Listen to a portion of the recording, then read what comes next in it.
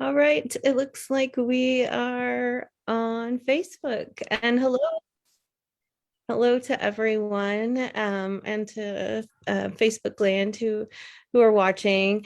I just want to thank you all for joining us, and I want to thank Small Fair for everything that they are doing. It's an amazing fair, an amazing opportunity, and I already won a prize. So hopefully you put your name in the hat for that. I want to thank all of my authors for being here with us tonight, and the ones who aren't here. We love them too. But it's amazing to see all of your faces together. And one of you said a minute ago you were having a fangirl moment, and I absolutely feel like that every time I get to see all of you, and all of you together is even more overwhelming. My heart is bursting here. It's just such a joy and an honor to work with all of you. And that being said, let's take it away with Jennifer. Thanks so much, Allison. I'm so happy to be part of the Harbor family. I'm just going to read a few poems from my forthcoming chapbook from Harbor Editions, All Things Are Born to Change Their Shapes. And this first poem actually was published in the Harbor Review in their blue edition. The title of this poem is a line from Anne Sexton's poem, Gods. She began looking at the sky, expecting a large white angel with a blue crotch. My legs have two yet to be lilac branches forced to bloom in a jelly jar next to the bed. I lie in the V of legs. I rise for the kiss. To speak with a tongue forked is to lie. I fear the spliced wires dangling, small, clear light bulbs across the windows. I love the paper mobile of blue swallows hung in a V, each tail a blue folded crotch. I have a Venus totem carved in blue shale stretching her blue almond vagina.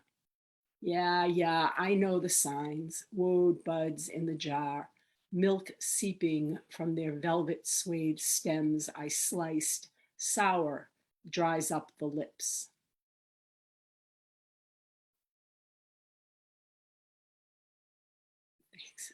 Forced night farming.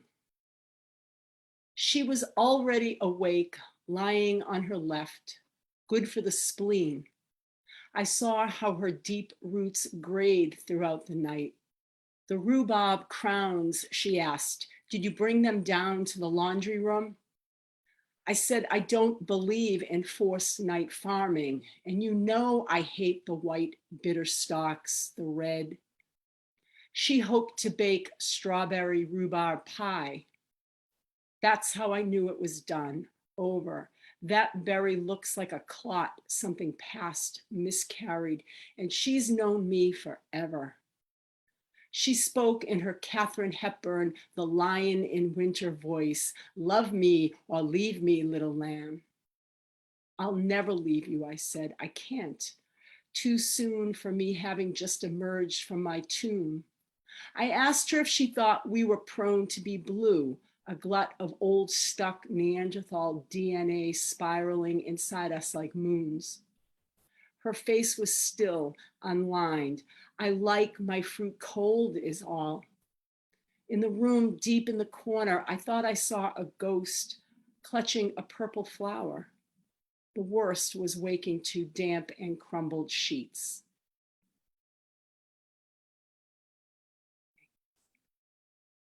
And this last poem, I live right next to Salem, Massachusetts, so a lot of weird stuff is always being dug up. They found the gallows behind Walgreens. Canal Street tilts right, bad for the spleen, bad for the mind, while I drive or idle, while the street's guts are pulled out into rusted piles of pipe veins. When the Purple Line train moves parallel toward the station in Salem, I can't tell if I'm still or moving. The rains flood this stretch once, twice. Who can count when it's wet? Every year after the thaw, the men in orange vests rupture the pitch, dig up, then patch the road, back canted or coned, leave holes deep as my teeth. Farther down into the heart, I can buy copper over tin wind chimes, weighted by the blue marbles glued to their pointed hooks. I can buy them cheap at Walgreens. The streets are never smooth, never done, and there's so much river under the city, it floods, and sometimes there are snakes. Thank you.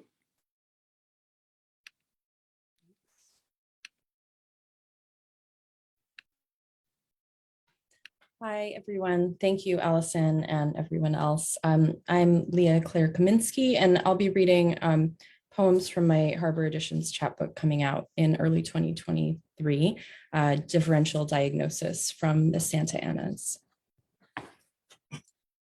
Forecast. We're shut in here. Itch up, scurry, and touch the top of the oak. Say how dustless the nails, dark green, that smith their edges against the iron air. Bright edges against or in order for the rain. Stay here for long, puffed up and spit shined, and our eyes will widen, twitch for water, sense dew point, and call the clouds by their true names, which are the names we've given them since they glug and puff as the air asks them and don't care much for their fashioning. Early morning after our showers, we hoped to tear them, spread. We walked under them like our hair carried their rain down still, cast to them words that scattered echelons of black birds, returned still full, coiled. We're listening over engines and small craft for the sound of their latches gaped. And if before sunset, we get over to the low sides of the sky, where things look good, look really dangerous. Things look like we could stay, our letters loose, cells riled. Defensible space. A different day starts with your face in migraine weather, the full surround of post-Santa Ana air. Polyester shirt is cute, but holds your sweat, sweet and a little acid, keeps you in your margins. You are pruned down to the smell, the skin, not much else moving in. But once you're in it, it's also an air that expresses you, takes the edges of your body and licks it out. Your brain is barely kept safe. It's almost on the outside, thin skull skin seeding. Your brain is almost an artifact. It's almost the harsh tongue of leaves on air. It's almost the scents that don't carry past their static circumferences. It's almost the birds that don't stream but scrape, and the fire that fixes rock-like under all molecules, all of them ready to reticulate and split, the almost scent of it. Your brain hits friction, slows, is close to things that are feet away, stutters across the day, and at 5 or 6, your brain is a curl back in, the air cooling under ground cover, another season piping in, season that takes you out again, not the skin of a stick in a still tableau, but coaxed up from, nose up from the frame, into a little cool, a little liquid. Mixed state. So I keep quiet and I don't clink and crinkle, circle under the eyes unnoticed. And if I walk careful like a drunk, the fountain's burble stands in for my still blood, cruise slow clouds for the movement of my eyes. My veins miss when I'm moving sideways from them. I'm 1 foot to the left, my head 1 foot to my right. When I see the aching trees and mountains, I fake sick because they make me ill.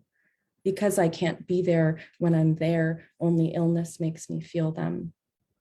I'm in a field and I could be doing anything. Next to me, I'm smiling. Patio fence. How much time have I taken? God, I don't even I should have paid attention. I think this will be my last one.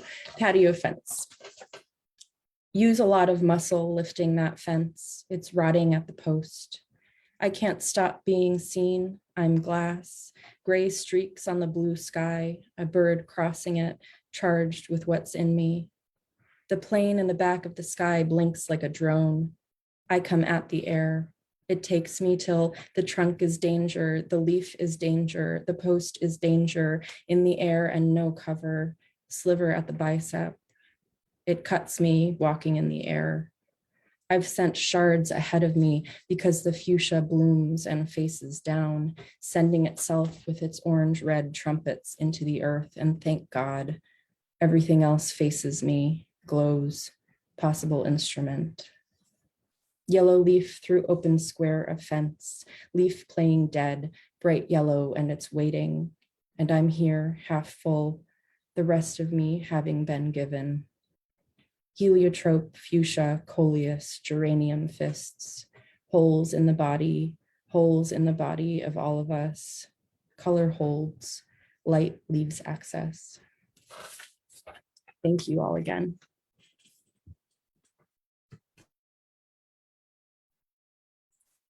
I'm Arden Levine, and I will be reading from this Harbor Editions collection, Ladies A Visitore.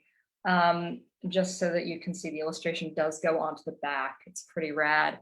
As context, each of the poems in this book is titled as a letter, and each of the letters is a woman's identity, and each of the poems is a story of that woman. So I'm gonna introduce you to a few of them. S sees cake, but nothing she wants to eat will fit in her mouth. There's a pretty dress, but her mouth is afraid hemline. There's a durable pair of wings, but she won't wear them. It's a soft spring day, and the dress can be a silken armor. These are fine walls, and they race each other to the ceiling. The drum beats are distant, and she feels them under her tongue. There's a pair of wings that someone stole and gave to her. The drum beats are approaching, and her teeth ache. It's an edible autumn day, but she won't bite down. This is a fine chair, and its legs race each other to the floor. It's a mild winter day, and her tongue is pinned under the chair. This is a pretty dress, and it can be a silken tourniquet.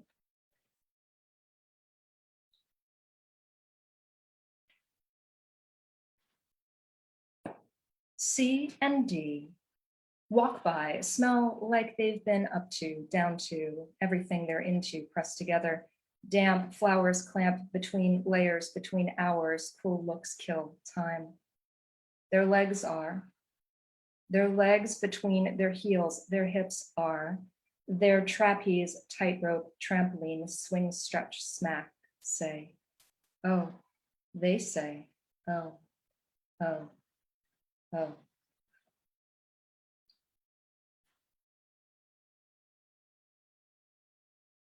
I've never read that one before. Wow. R had a dream. The baby was coming much too soon.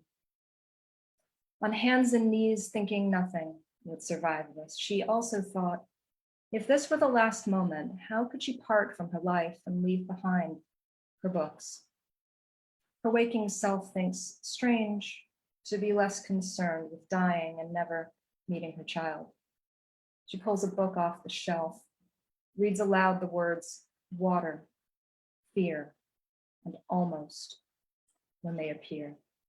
Words agitating for attention, wailing and terrified, God help me. I'll do two more. This one's kind of a fan favorite, and I wasn't going to read it, but Jennifer's reading inspired me. B, little she, was told she could be whoever she wished in the school pageant, so she chose God. And God would wear a smudge of blue upon her face. And God would wear a gown, paper, and language upon her body. And God would wear a crown of buoyant clouds upon her noggin.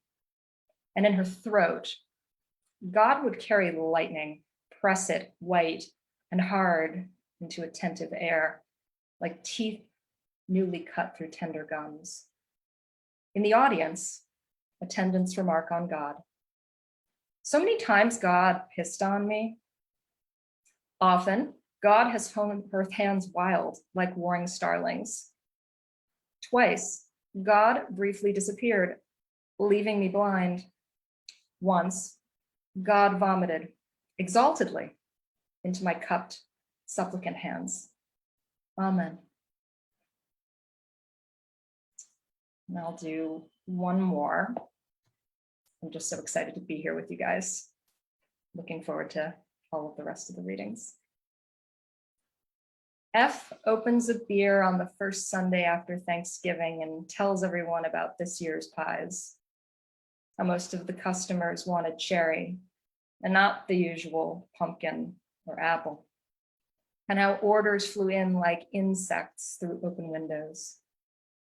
Then she says that late Wednesday night, she dropped a tray of 8, watched them shatter their faces against the kitchen tiles, spill their ruby innards. What did you do then? Everyone asks. Roll dough. She places that reply so casually down. It's as if she had described knocking over a cup of water in her sleep and waking to find the floor already near dry. This, and not a story of toil in making, toil in cleaning, toil in remaking, mourning loss. Anyway, she claims to have liked the second batch better. Smooth, clean edges. Full. Thank you. I am Dustin Brookshire, and I just want to say, Allison, thank you so much for all that you do. You're amazing, and it's fabulous to be part of this family and to get to work with you. And your generosity is just leaps and bounds, and I'm appreciative of that. And it's so great to read with so many of you. I've featured some of you before in my series, so now I get to read with you. So I get to fangirl in that moment. And I'm going to read 3 poems, 2 that are from projects in place, and then I'll close out with my Harbor book. But this is from a Barbie tribute that I'm doing to Denise Duhamel, and this is called Susan Collins Barbie. Mattel strategist planned a limited 10-year run. 20 plus years later, she's still for sale. I'm doing a collection of villanelles, and I like to do what I call historical villanelles. So I'm going to read you one now, The Nancy and Ronnie Show, and it begins with an epigraph. I spoke with Mrs. Reagan about the attached telegram. She did not feel that this was something the White House should get into. Mark Weinberg, a Reagan staffer. In 1986, Nancy Reagan said, "Just say no," next to her husband on national television, a glimpse into the Nancy and Ronnie show. Her slogan's origin, if you didn't know, Nancy said it with motherly precision to a little girl in Oakland, "Just say no." A spark, the movement began to grow, thousands of chapters by 88, no division with the writers on the Nancy and Ronnie show. Mandatory minimum sentences, a blow to keep them in line, part of their racist vision. Nancy reminds, you better just say no. And Ronnie was purposely slow, addressing the AIDS crisis, abscission by the producers on the Nancy and Ronnie show. Dying, Rock Hudson wrote to Nancy for help. Though they'd known each other for years, her decision, she told her people to just say no. AIDS won't air on the Nancy and Ronnie show. And I'm going to close with a poem from Love Most of You Too. And props to my boyfriend because I forgot a copy. And like a good boyfriend, this was on his shelf where I could grab it. So kudos to him. And I'm going to read Ode to Lilith. Genesis does not mention you. You too were created of dust. Folklore whispers that you wouldn't obey. If mentioned, we might read that you were banished from the garden, not what really happened. You wouldn't call Adam master, lie beneath him. You asked why he had to be on top and refused to be the first beggar for the sake of a man's ego. You reminded Adam that you were made of the same dust, created by the same God, an equal beginning for equal partners. Adam ran to his God. You spoke the unspeakable name, vanished, leaving Adam to slander. Lilith, dark one who leads girls astray. Lilith, temptress of new husbands, Lilith, mother of all demons. I toast to you, Lilith, first to question, Lilith, first protester, Lilith, first to say, I can leave, I can make my own way. Thank you so much.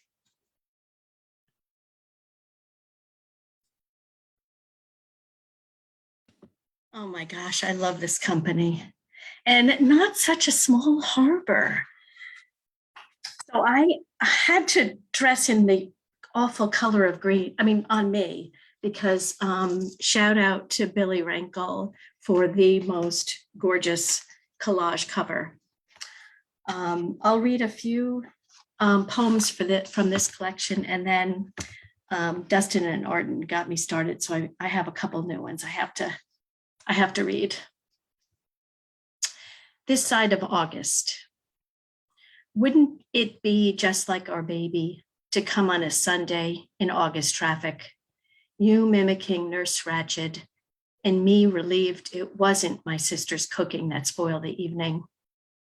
Swooning under yellow hospital light for one more lick of ice, and you to sorrow, oddly content with cold hospital ziti.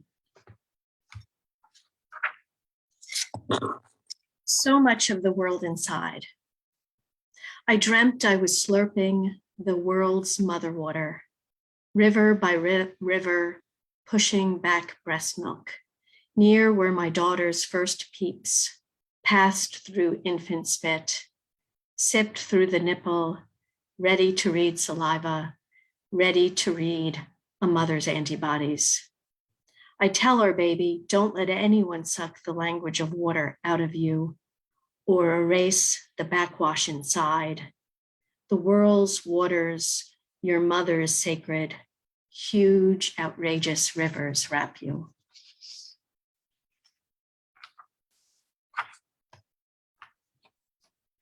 I think I'm gonna break and now read a new one. It's a cento, and sources come from a range of wonderful poets: Rachel Zucker, Chen Chen, Diane Seuss, Ross Gay, Linda Gregg, Jane Kenyon, and Patrick Donnelly. It's called Was a Wave Alive, I Dreamed Awake. You always unabashed blue, as I greet the suction of a man's very large hands to breathe, soft and hard, his back, his breath, home again, audible, as if she'd always loved this diminished bulk lying beside where her shoulder met her neck to touch and smell, until finally her mind was a wave that slapped them down, was alive, like a weapon awake, but still there. The rain proclaims the river like a mare let out to pasture. Let entering, let rage and teeth, let tongue be 11 years I wanted to crawl in among the machinery of time and hold her dissonant, trembling. You on your back, no longer knowing the elementary leftover bit of her, carved edge, folded hands, continue to do the blessing of waking and sleeping, fearless, like converting sunlight, as if there's something good they had in a summer morning, misty, far away, you can't remember.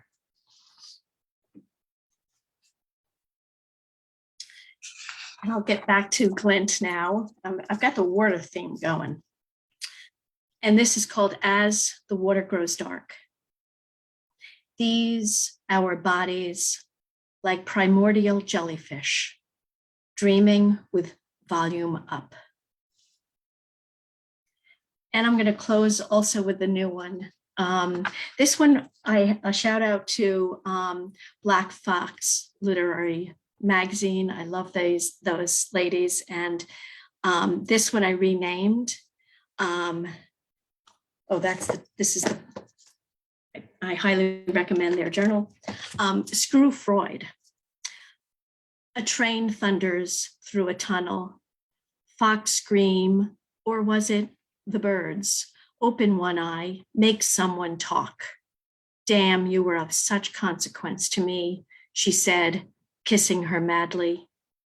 Crank up the fog machine, conjure lightning, insert a foreign word, step back, way back, try it again, force the scene, play the part that's been cast for you. Brash hissing, stage whispers. Cut. Thank you, everybody.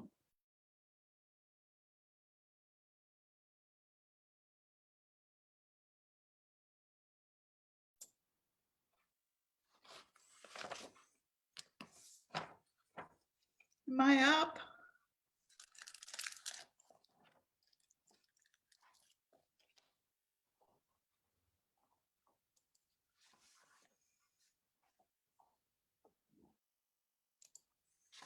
If I'm up, I'll read. Can you all hear me? Good. I'm Cynthia Atkins. It's really wonderful to be here with my Harbor family. Get to meet you somewhat in the flesh and hear your voices and your beautiful poems tonight. Also different and wonderful, eclectic, and that's what I love about this publishing house. There's a lot of real diverse voices. So I'm very proud to be here tonight. I am one half of my book tonight. I have a collaborative chapbook coming out with Alexis Roan Fancher. We had a kind of collaborative project we worked on for a year, just giving each other ekphrastic work and responding in part a lot of Alexis's own photographs. And I realize there's a little bit of a theme. It seems like I have a lot of insects in my work tonight. Our book is forthcoming. It's not out. This is a little mock-up book I'm reading from. This is called Moths. I want to write a poem that has not one seed of grief, is not a pocket or vestibule for tragedy. I want my cavities to growl and ooze with a hypnotic sweetness. There in the flickering din of a summer night, diaphanous and full of trill, like the crystal clear idea that comes after waking from the duende of sleep. Now, the coffee is stirred, a reflective ping from the deep mouths of spoons. The inner flutter dispatched by a DJ with an all-night radio show, slinging the lofty tunes into making my crinkled skin downy, old as a shirt washed too many times. Insect wings flinging into pigtails, girlish in the wind. A world where no one has a curfew or a coffin. I want to write the skiff of that poem, but I hear a racket on the other side of town, in kitchens where mothers and moths congregate under lit fixtures of civilization. Meanwhile, like dark bats in basements, their sons are cleaning their guns.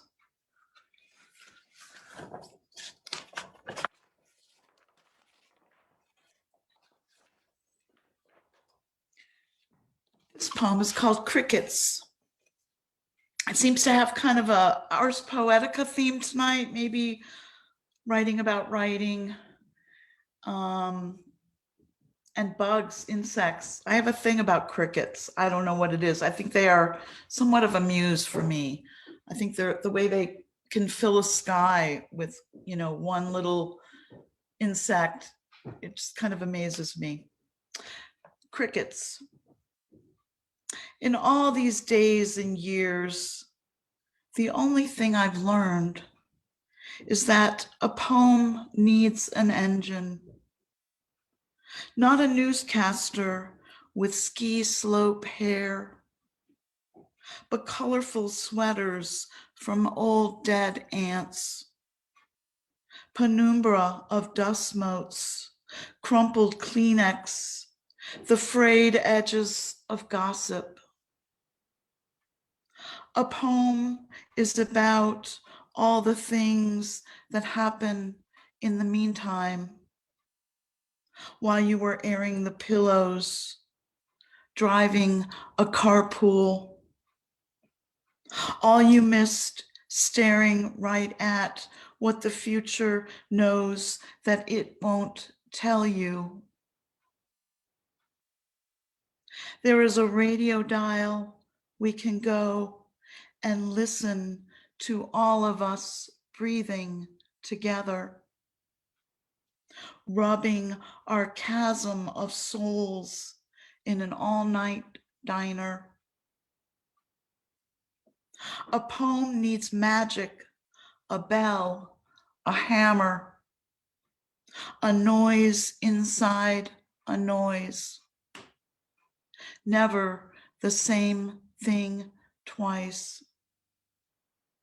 Only the pathos that comes over a crowd, the sound of night, eavesdropping on the day. Listen to the glyphs the branches make on a moonlit night. It tenders no apologies for bad haircuts. It will howl with all your stray dogs in the alleyways of cigarette butts.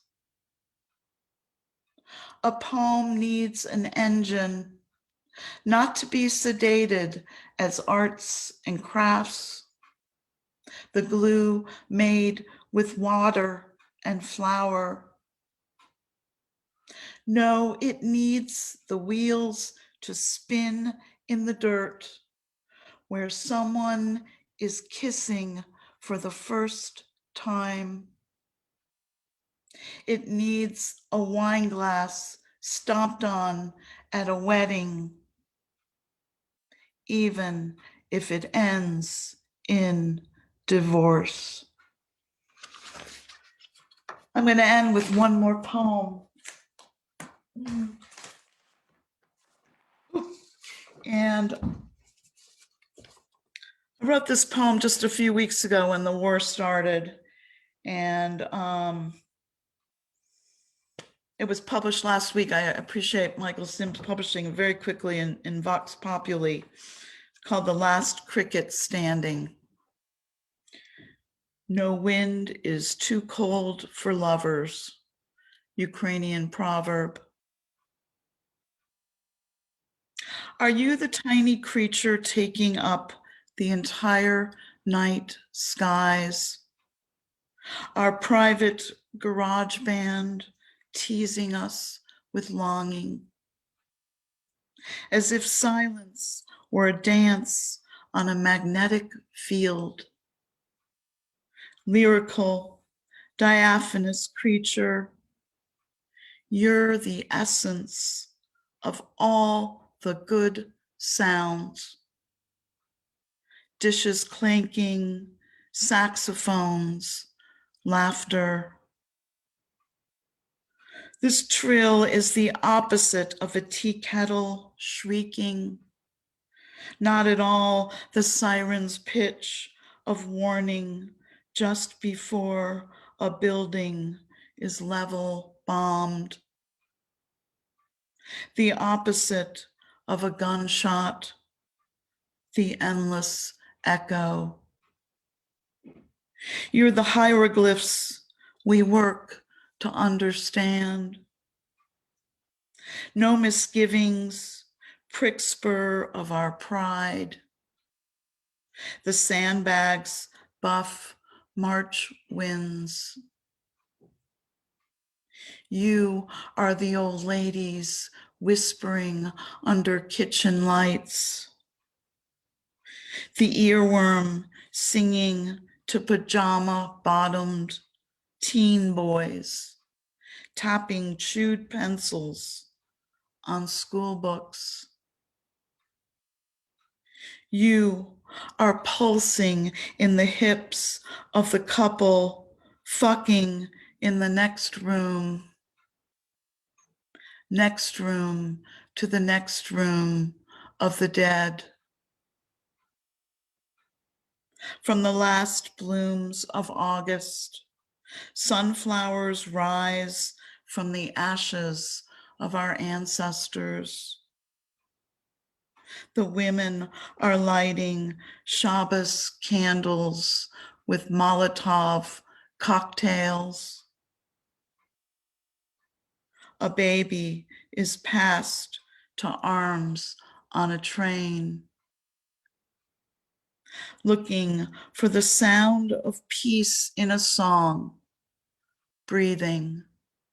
The whole world is in on it. Thank you. Thank you. Hi, everyone. It's great to read with you all this evening. I'm Kristen LaFollette, and I'm going to be reading from my Harbor Editions book, Hematology, which came out in December. And so I'm excited to share a few poems from my book with you all. So the first one that I'm going to read is called Stories. Here we are hunters and gatherers.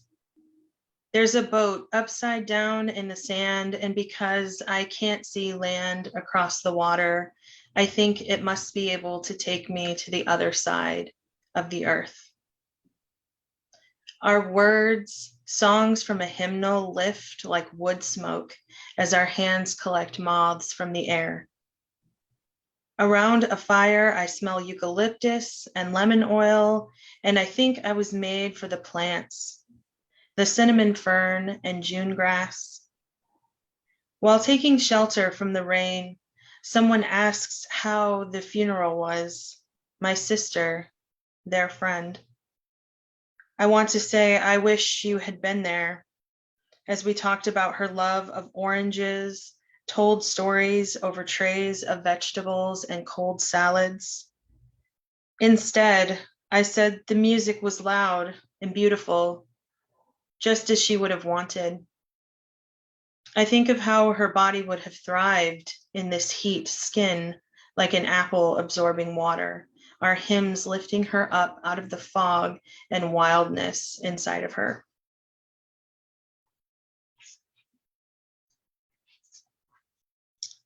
All right, this one is called Natural Science. There's no magic to my body, I say, no mystery.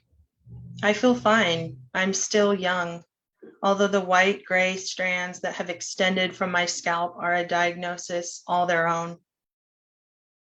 My birthday isn't for another 2 weeks, but we still get together for sandwiches and soup and conversation.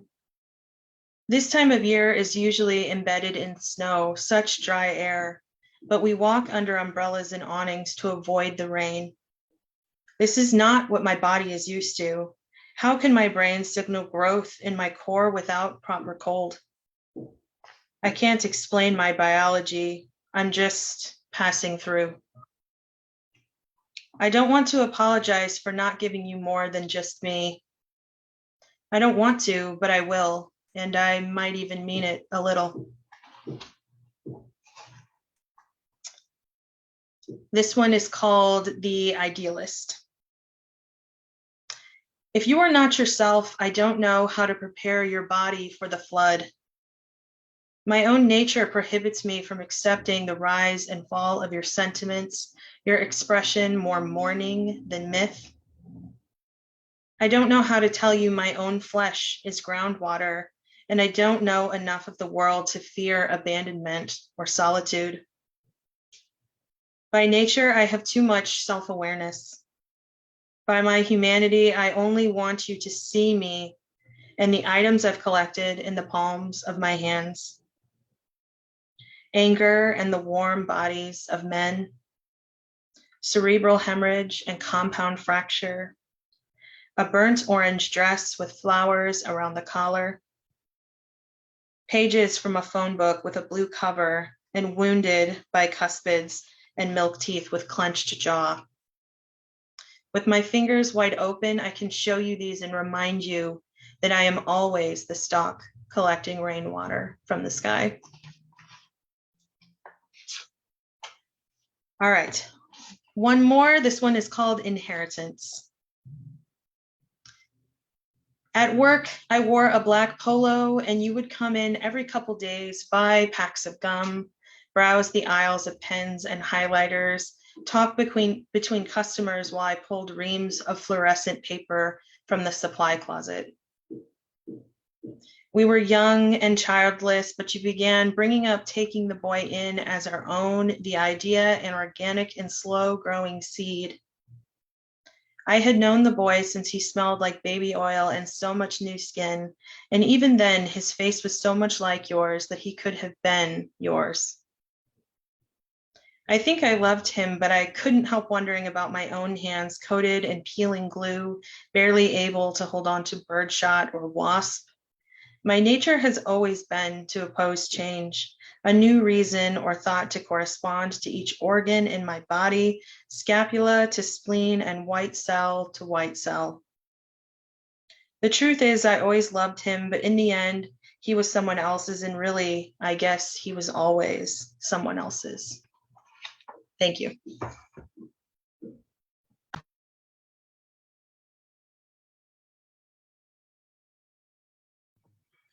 Hi, everyone. My name is Joan Kwan Glass, and I'm going to be reading a few poems. I changed what I'm going to read actually just based on two things. The fact that Sarah is here and the fact that I think I see Sylvia Plath behind Jennifer on her bookshelf. So I'm going to start with a poem actually from my full-length collection, Night Swim, and then I'm going to finish with two poems from How to Make Pancakes for a Dead Boy, which is my Harbor Editions chapbook. This poem is called Clean, and the epigraph is from Sarah's poem Woman's Work. She liked to polish the kitchen counter until the white formica gleamed, her face back up at her, seeing herself, she rubbed harder. 1982, Daegu, South Korea. As children in Korea, we visited the hot springs, bathed naked alongside our mother and grandmother, soaked our skin until we could no longer stand it, then climbed atop tables and endured the ajuma's brutal scrubbing of our tender bodies, neck to toes. As the grime rolled off, we emerged pink and new, dizzy from the steam and proud we had not cried. It felt like we should no longer recognize ourselves. We did not yet understand that there is never enough scrubbing for that. 2017, Clawson, Michigan. Before my sister drove to the hotel that night, she left her home immaculate. Every surface gleamed as though she had already tried to cover up evidence of a crime. When I walked in for the first time after her death, when I fell to my knees and wept, when it sunk in that my sister was gone, the air was filled not with the scent of her perfume or her last meal, but with pine sol. 2020, Milford, Connecticut. In my home, even the dust is alive. It gathers and twirls beneath the fan, happy to exist. Sometimes it hops from here to there. It does not hesitate or apologize or notice that I am watching it warily. Soon, my children dance into the living room with their noise and their way of taking up space without wondering if they should. And I lose track of the dust, but not before I name it sister and promise to let her be, to just let her be. Okay. Next two poems from How to Make Pancakes for a Dead Boy, which is my very first collection of poems ever and is published with Harbor Editions. This poem is called Keeping Watch. One morning in June, I noticed my mother standing perfectly still on the sidewalk across the street. She faced our house, examined something with great interest. After several minutes, spooked by her unbroken gaze, I asked her what she was doing, and she said, "I just like to look. Eventually, I see something that needs to be fixed." The next day, she stood in the yard, staring at the garage door for 15 minutes, hands on her hips, unmoving. When I asked about this strange habit, the doctor told me it is quite common among older people. They focus on a tiny detail or a problem that most of us wouldn't even notice.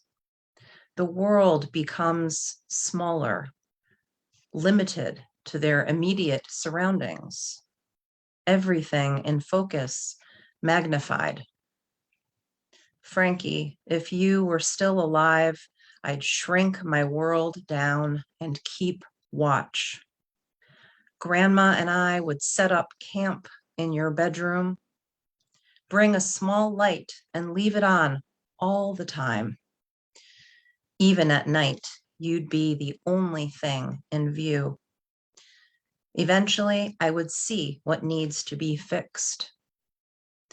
As the hours pressed on, we'd build a new history here in this room, this new world that exists with you still in it.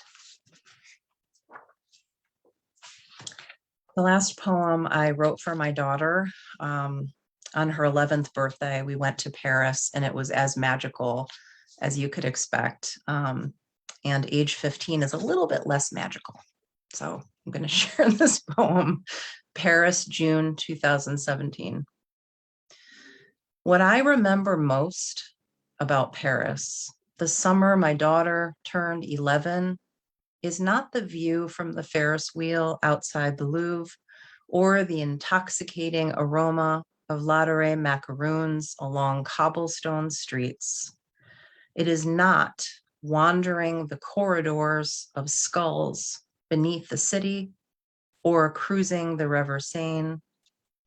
It is not Van Gogh's self-portrait, his eyes a maze of blue flames. I remember most the pigeons beneath the Eiffel Tower as my daughter chased them, filling the esplanade like dandelion seeds. When the birds took flight, their wings opened beneath 10,000 tons of iron, like the collective breath of every mother giving birth in that moment when your child is still yours, but not for long, not for long. Thanks for listening. Thank you, Allison. I love you so much.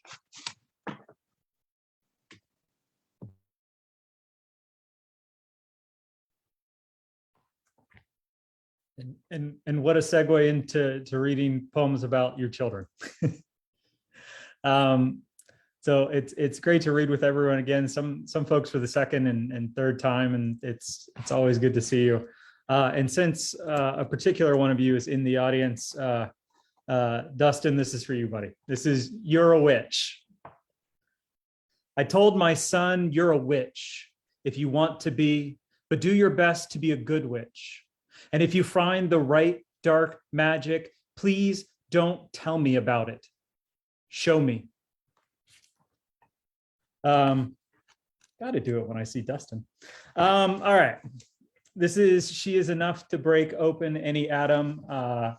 This is all from Child Walks in the Dark, which, as you can tell, is got all the dog ears and marks and different cues and different things on it. So it's a well-loved reading copy at this point. This is She Is Enough to Break Open Any Atom.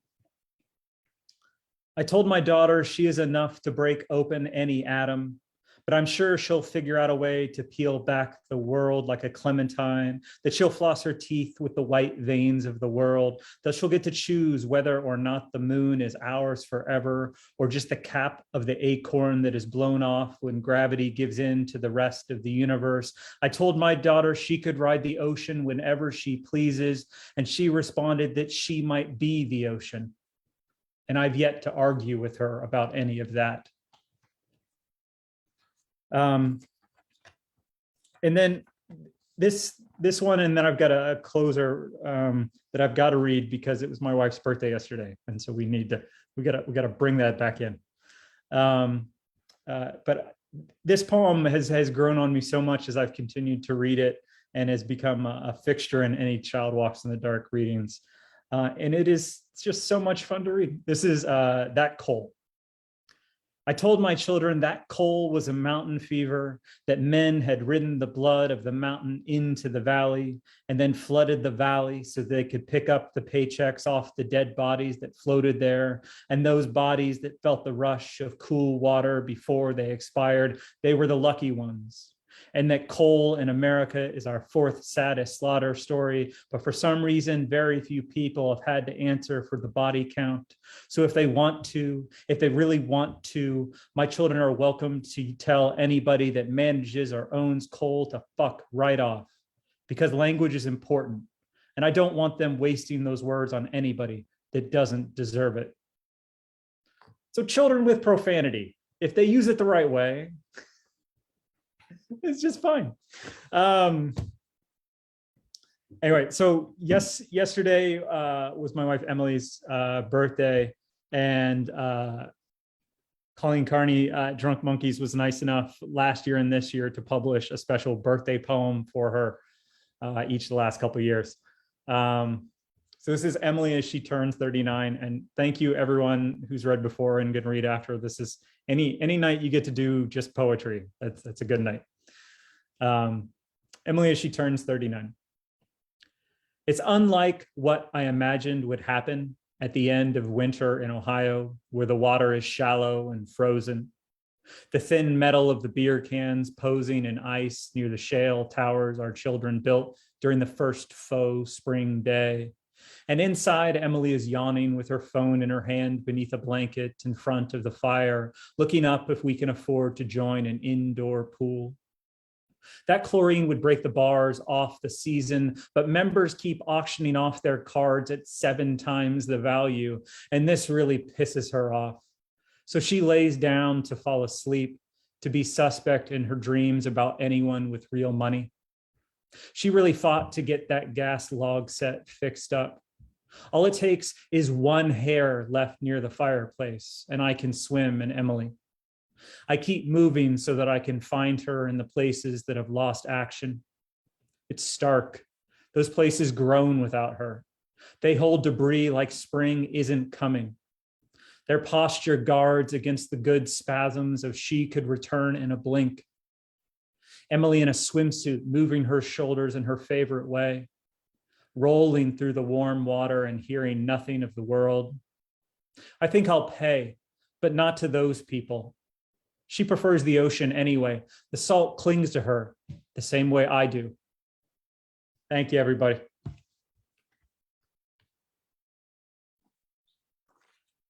Hello, my name is Kimberly Ann Priest, and Darren, that was gorgeous. I am pretty sure that my conversations with my daughter, who's now 20, would be censored for public observation. We use swear words liberally. Today, I'm at my friend Monica's house, and Monica was in the room when I was FaceTiming with my daughter, and I said, Monica's in the room, you have to swear less. She's like, I don't swear. I said, yesterday you opened the conversation with fuck you. Like, yeah, you do. So that was awesome. I'm going to read from my book that's coming out with Arbor Review next month, called The Optimist Shelters in Place. It's a pandemic book, which I did not intend to write, but I needed to process the pandemic. And it was based on an article that Time Magazine put out at the beginning of the pandemic 2 years ago. Cannot believe it's been 2 years.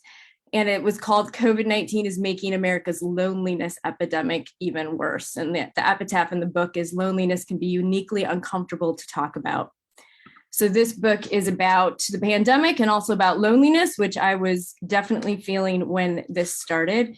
And I'm going to be watching my time. It was really hard to choose which poems to read from this. So I'm going to pay attention. These are short poems. Each one starts with The Optimist. The Optimist takes a personality test. She leans into her plants. She speaks to them. She says, soon it will be your season again. The first breaths of spring ventilate through her apartment window, filtered by its old screen mesh. It's the scent of copper pennies, drowned in mossy puddles of freshly dropped rain. The plants feel it too. She tells them to think about new sills to adorn in some inhabited future, not to imagine this will be their final resting place. She tells them what her daughter told her before leaving was deemed essential. This is all temporal. Lifting their stems like limbs, she holds them toward the extroverted world, versatile and busy in her dreams, and asks them to dwell on impending playful sunlight, or listen for the dead leaves of last autumn fallen like voices of loved ones gone to seed. Bury yourself, she says, in what funerals about us, our faces masked winter white. Feed the ghost like God's magic number, filling its mouth with sevens until it greens up. The ground repurposed, the tombstones lickin' and bright. The Optimist spends a lot of time on Pinterest. She folds and refolds the clothing in her closet and her chest of drawers, lovingly considering which items she will wear to her first social outing, her first day at the beach, her first outdoor concert and bookstore soiree, as if her life has been anticipating first forever. Like her daughter's first job disinfecting countertops, items, and walls in a medical facility to kill contamination, all anticipation because she was not employable until the virus came. This, she thinks, is good. The job market, the market, somehow stimulated in her daughter's favor. Funny how things work out. She sheds her excess time at home building a new wardrobe from little digital tiles online under the heading personal style, now and then clicking until she finds the item for sale and spends her work from home pay on a few new pieces to keep the economy going. One does what one can to imagine a future as it has never been before. The Optimist cannot find her iPhone. The day is full of mishaps. First, she forgets to paint her toenails in case things change. Then the mailbox is not checked for a letter she isn't expecting but hopes to get anyway. And after her alarm goes off, she cannot hit the tiny digital snooze until she finds it sometime after 7 a.m., the time she intended to wake, not 4 a.m., the time she decided to wake, or rather, the time decided for her when her fiance, the one she does not have, is caught smoking in her ex-husband's basement. And of course, this nightmare wakes her. Now, she spends the afternoon avoiding CNN, the last day of the third week in a row spent avoiding, because it will tell her nothing is beautiful. Even the yogis are fearful, but pretending not to be by breathing a lot into YouTube videos and teaching everyone else how to breathe. She avoids them too. She knows how to breathe. Yesterday, When the shower filled her bathroom with steam due to no ventilation, she gave up, opened a window to the cold. The optimist has no plans to alter her routine. She still spends an hour on the treadmill, reads early morning, makes pour over coffee, and never finds anything to watch on TV. This is the same life she had before the virus's intrusion. Never a sniffle or cough, never a whole day in bed. The covers are pulled tight over the pillows before breakfast, as always, the dishes washed, recycling stacked, and she still makes time for a bit of personal prepping, lip gloss, messy bun, a spritz of rose water to brighten her face. If today she cannot manage a smile, she will post an old selfie somewhere just to be consistent. On the windowsill, her plants curl over in response to this gray April weekday, and she wonders how to help them stay cheered. For instance, there are quotes she wants to share to social media platforms, lifting the spirits of anyone despairing, such as mindset is everything, the best way out is always through, the most reliable way to predict the future is to create it, but thinks better of this. Instead, she draws a circle on a piece of notebook paper, adds a smiling mouth and two eyes in its center, then borders it with lines of varied length, tapes it to the window, waits for the foliage to unravel, look up. And a couple more. The optimist takes stock of her privilege. She has 22 cans of soup in the pantry. This will last her 22 days. So she writes a new shopping list, not because she needs anything now. Listing is her habit. She has lists for what she wants in the house she will have in the future, types of dogs she prefers for companions, professional opportunities she hopes to take advantage of should there ever be an opportunity, locations she wants to travel to, and names of museums, cathedrals, coffee shops, hiking trails, beaches, and breweries she plans to visit if she ever gets there, clothing items kept in online carts she wishes to buy someday, the traits of men she'd like in the past simply to keep track of what she might desire in a future partner if it ever comes to that, the names of flowers too, as well as the things her family should have said to her after the divorce instead of what they said, and the way she'd like to be remembered by loved ones at her funeral. Sometimes she lays out the dress, the shoes, the hair comb, and jewelry she wants to wear into an afterlife, a list in the shape of a body on the seldom used guest bed. The optimist doesn't wash her hair. To be honest, she thinks about death often.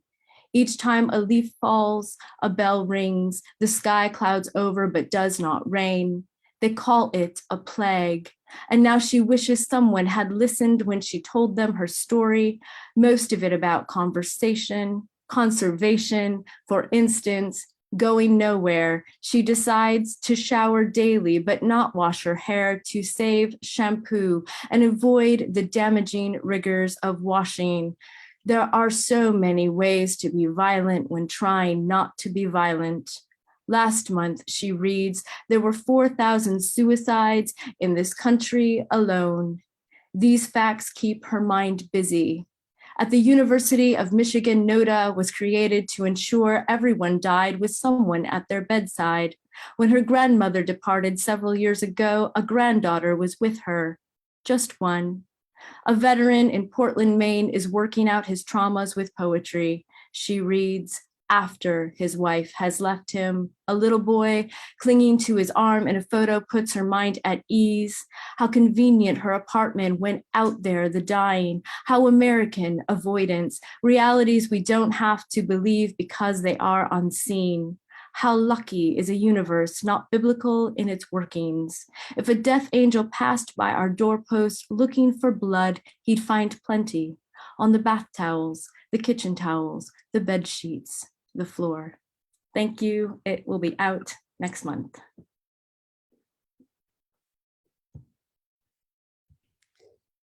Hi, everyone.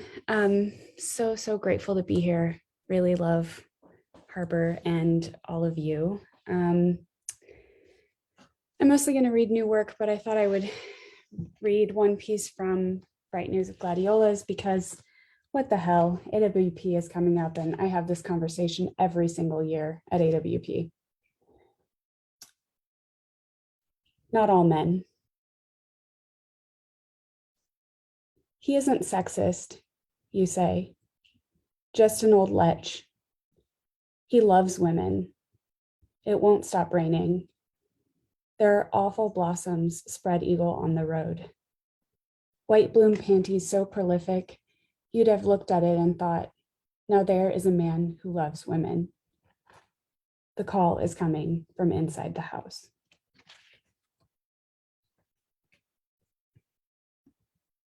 And I'm going to read just a couple poems from a new manuscript I'm working on called Moon Moon. A moon may or may not be the astronomically correct term for a moon that orbits another moon, or like moon debris, or like moon trash is also what I've been calling it. And it's a collection about space travel, and I'll just let it speak for itself. This poem is called Hero Philosophy 101. One would never guess it. Oh, good, a game. But here we are many days without our bouncing blue ball. Not even a note as it slipped from the rear view. Now a footnote in a book that, were we on said earth, a man would walk door to door to sell as a collection, The History of Aquamarine, abridged. But we are not earthlings any longer, with no taxonomical replacement in sight. Stars coronate the endless black, winging it, and here we are, the most select, the most tourist, the most inclined to shoot the earth for the moon's moon, to go nil, to bankrupt because it is the most American thing to do. Reminder to self, nationality was left behind with the Lenins, the currency, the non-heroes. No matter nationality, only the home, the journey to and from. Reminder to self, let us not seek solace from the callousness of quietude, for it is what exiled us. Enter the oracles and the other others. At the entrance to the moon's moon, which was merely a half-day's journey from the moon proper, stood two oracles, shifting towards and about face in proximity to one another. Think of all of the fantastical elements of space aesthetic. They had them. Think two Whitneys, Preacher's Wife and Israel. You want them to wear white? They do. And if you like your auguries technicolor, that can be arranged. What was inarguable was that they turned to the open-mouthed citizens of the ship's interior and muttered something that sounded like, enter. And then I'm going to end with a love poem because my person is here. And what's the benefit of dating a poet if you can't get a love poem out of it? So this is called On Nights When You Clench My Hip Like a Bear Trap in Your Sleep. With teeth expectant, I was once cowed by querying animals. As a rule, I forbid fear to rule me. Often, the abstract gets in and makes pedestrian zoos of shared slumber. Often, we live long enough to see those rusted tusks wreck our hips with consistency. I have been afraid, exceedingly. Now, my quaking dentures, alongside a brightness in my chest, the place, they say, we hoard rules and rules embellishments, like a bear or the idea of a bear, like a heart or a proxy. I said it. I want for wanted, want for foulness and humdrum. As a rule, I disallow myself control. On nights when your perfect, half asleep, solitary, night-licked palm reaches for the curve of me, curved not like a comma, but like a psalm, I know enough to know how very entrapped I am not. Thank you.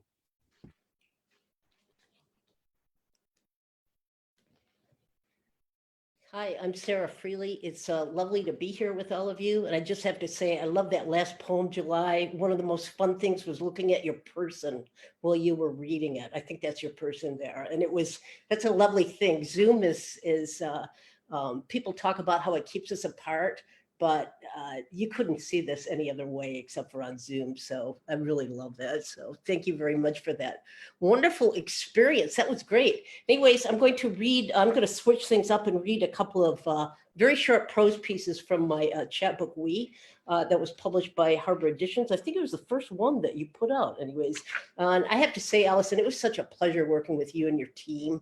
I know I was kind of the guinea pig for the whole thing. And I let everybody else know this is going to be really good. If I was the first one, it's going to be great. So anyways, these are a couple of short prose pieces that I'm going to read. The first one is Epidemic. Because Davy Gray is protected by the blood of Jesus and his scripture spouting Pastor Daddy, he stays in the classroom practicing his times tables while the rest of the class waits outside the gymnasium, sleeves rolled for the stern-faced nurses to swab and stab us with the biggest needles in the history of the world, according to Marky Wolf, who will faint at the very sight of it, or Judd French, who Darlene Meadows will tell us cried like a little baby, though he looked just fine by the time we break into groups of 3 and argue over what color to make the map of the Dakotas, green or blue, I say, though Judd insists on brown because of the Badlands, while Davy just sits there coloring and quiet. Because we are inoculated, none of us will get the mumps that year or the next, though Davy Gray will spend a month in the hospital in 8th grade and come back to us a shadow, skinny as a scarecrow and sterile, according to Darlene, who claims she overheard her nurse mother say the sickness settled in his balls and turned him sterile as a donkey, which is how the joke got started. How is a starter's pistol like Davy Gray answer? Both of them shoot blanks. Something we will ha over until the day Davy shows up at school with his father's gun in his black backpack and shoots his way through the cafeteria before the cops show up and lead him away, but not before he kills 6 people, Judd and some other jocks and a lunch lady. And for weeks, the school will be lit up with television cameras and microphones tethered to women with glossed on faces who talk about never forgetting what happened here. But there will be a mall the next week, and after that, a synagogue and a movie theater and a mall again until we lose track. An epidemic of violence, says the glossed on faces, before tossing to the weather guy for tomorrow's forecast. More rain on the way. And sometimes I think about hunting down Davy Gray, but I never do. Though what I did do once was drive through North Dakota, where I took a cell phone shot at sunset of the Badlands, which weren't bad at all. In fact, they were kind of lovely in their shadowed dark. What we remember. The holy roller girl who writhed with the fever of Jesus on Sunday, while her pastor daddy twirled snakes like lariats over the heads of sinners crying to be cleansed, who bust in from out county on Monday, undressed for gym in a mop closet, who stuffed a transistor radio down her pants while her pastor daddy handed out salvation in front of Sears, who believed she'd ascended to heaven whenever Diana Ross sang in her ears, all gauze and sequins, whenever Smokey babied her down rows of corn where she danced with her tall green partners. The nights her father came to sanctify her. The day she collapsed in gym class and sang to Jesus in her gospel tongue, an arpeggio of gibberish, all amen and hell yes. How she came back to us a ghost girl, rinsed of all but the hard, high notes. Thank you.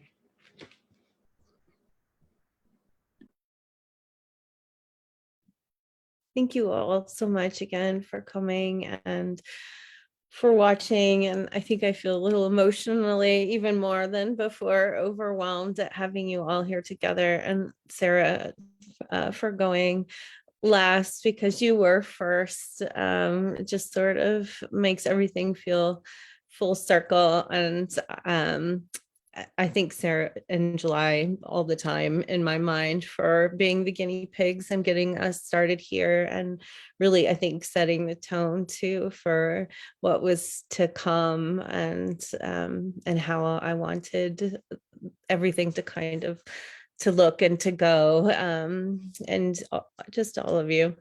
I feel tongue tied. It's just, you've just been wonderful to watch.